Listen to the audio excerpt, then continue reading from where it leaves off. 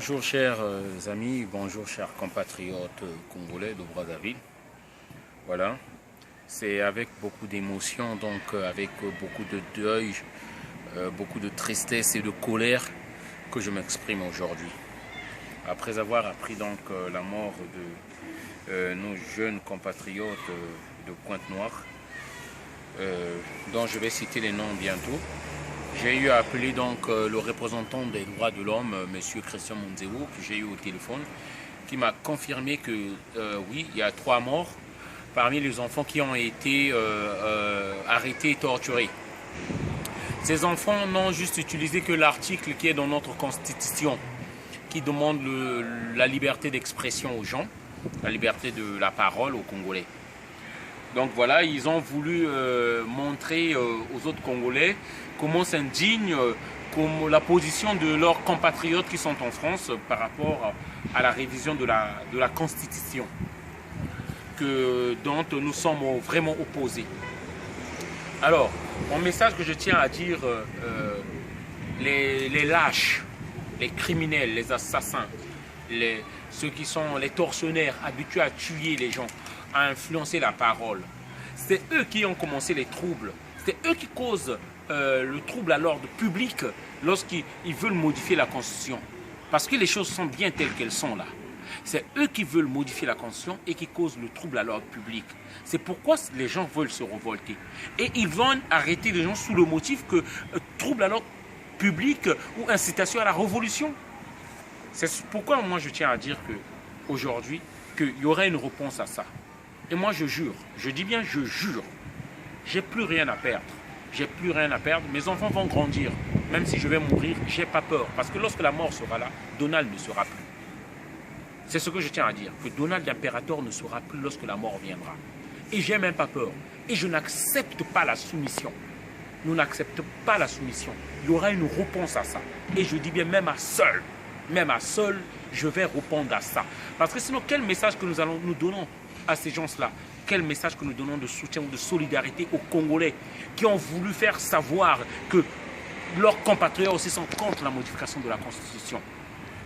C'est pourquoi j'appelle à tout militant, j'appelle à tout patriote de la nation, au Congo-Brazzaville ou soit en France ici. C'est pourquoi on nous critique aujourd'hui que nous sommes des profiteurs situationnistes, qu'on veut aller au pays pour aller prendre le pouvoir.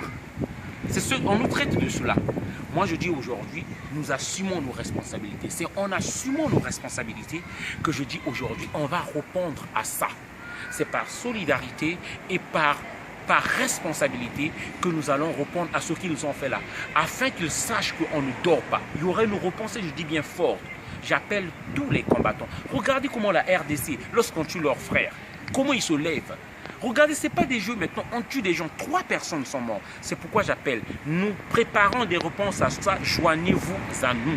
On ne peut rester tranquille. Cela ne peut passer indifféremment comme ça et qu'on a tué des gens. Nous devons répondre à ça. C'est ça mon message que je donne. La Constitution, là, on la modifiera pas.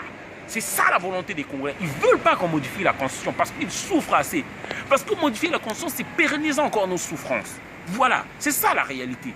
Donc nous disons que nous allons répondre à ça. Et ça, je le dis, on s'en fout, quoi qu'il arrive, advienne que pourra. Garde à vue, prison, moi je m'en fous. Nous allons répondre à ce qu'ils ont fait là.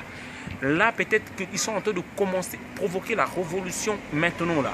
Je pense que ça va commencer maintenant là. On va répondre à ça. Voilà le message que je tenais à donner par rapport à ce qu'ils viennent de commettre. J'appelle tous les militants, j'appelle tout homme politicien, j'appelle chaque Congolais à prendre ses responsabilités. Ces morts ne peuvent rester impunis. Regardez comment la RDC, comment ils manifestent. Regardez les langues de solidarité qu'ils sont. Pourquoi nous, on est toujours là à danser, à participer à des fêtes et à oublier? Pourquoi cet égoïsme-là? À nier, à oublier, à fuir les responsabilités. Il y a des gens qui viennent de mourir là. On a tué 3 jeunes parce que simplement c'était des gens de discothèques qui ont vendu des CD du P. Bréziani, qui ont vendu des CD de l'opinion, de la vie de leurs compatriotes qui sont en France. J'appelle à l'éveil de conscience, j'appelle chaque Congolais à prendre ses responsabilités. Ce n'est plus une affaire des nordistes ou des sudistes ou de ceux de l'ouest, des Congolais de l'ouest ou de l'est. Ça devient une affaire nationale. Il y a des Congolais qui viennent de mourir, Et nous devons répondre à ça. On ne va pas rester des otages ou des esclaves de 10 personnes ou de 3 personnes. Nous devons maintenant faire changer les choses. Voilà, je vous appelle à prendre vos responsabilités. J'appelle à prendre les responsabilités. En ce qui me concerne, moi, il y aura une réponse. Et ça, je vous le dis, Ingeta, ça se fera. Merci encore.